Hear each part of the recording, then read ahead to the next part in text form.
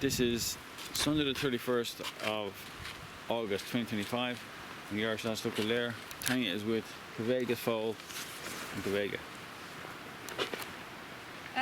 Also later on, folks, I'll be doing an announcement because it's the 28th anniversary of Princess Diana's. Princess Diana passed away today.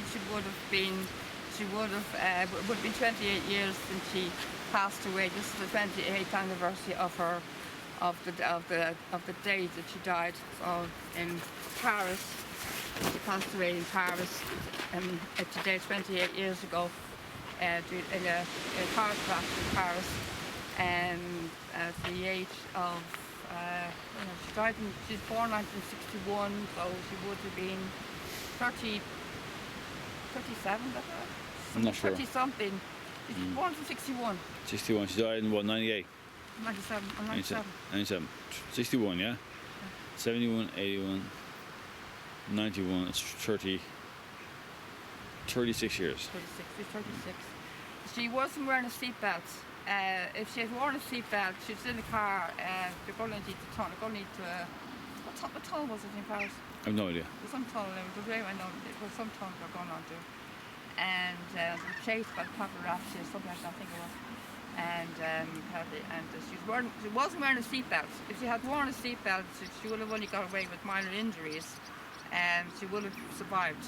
She would have survived. She only just had to be rushed to the hospital and get some treatment or whatever else and get treated and treat her injuries. She would have survived, but she wasn't wearing a seatbelt, and that's how she passed away. That's how she didn't make it. But she wasn't wearing a seatbelt. She was in the car with her then boyfriend, Jody Fayad, and so the driver also passed away. Everyone died in the car. So in Paris, it was a car crash. So they were chased by the paparazzi. It was in Paris. So 28 years ago today. So it was her anniversary. So I'll be doing a proper tribute talk about Diana later on, and I'll be doing a kind of a little tribute to her also, like posting onto. I did a little post about her on my Facebook already, a little message, a post about her on my Facebook, but I'm doing another one, proper one later on as well, because Diana meant a lot to me. She was probably the only royal that I had any respect for. Of all the royal families, the only one that I had any respect for. So she cared a lot for a lot of people, and she helped people with AIDS and everything else, and travelled all over the world and all over Africa, and she really cared for a lot of people, and raised a lot of money, raised a lot of awareness as well, and so she did a lot of good for everybody and for the world, and so she really cared, and so I had a lot of respect for her. So she'd been through a lot of tough ordeal as well. She had really dramatic battles with depression and bulimia and everything else. So she had been very tough times. So I had lots of time for her. So she has been through a lot. So I'm going to be doing a special tribute to Diana later on. So it's her anniversary today. She meant a lot to me. And I know I mightn't have known her personally, but I felt like I knew her personally. A lot of people felt like they knew her personally as well. A lot of people felt like that, you know, so I was heartbroken. I was recovering from a seizure at the time I heard the news. I was in bed and I heard the news report on the radio. I was in the bed and I was just recovering from a seizure at the time. I was in bed. I was in my grandmother's house, and I heard the radio and they were announcing the news about Diana, and I was in bed recovering, and I let out this big scream, and my grandpa was having another seizure.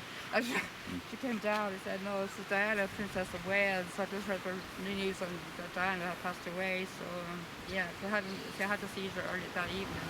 So it was a very close call. I nearly died myself because I was in the bath when I had the seizure. So it was a very close call. I nearly drowned. So thankfully there was somebody. Luckily my dad and my gran were there, so I would have drowned otherwise, because I was in the bath when I had the seizure. So I was lucky that they were there. They heard me screaming.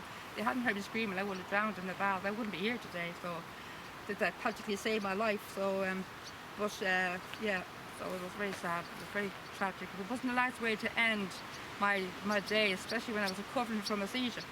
So recovering from a seizure, and then to hear that news, it wasn't very easy. It wasn't very nice at all now, but yeah, so it's tragic, pretty bad shock, a bit shocked. So I went numb.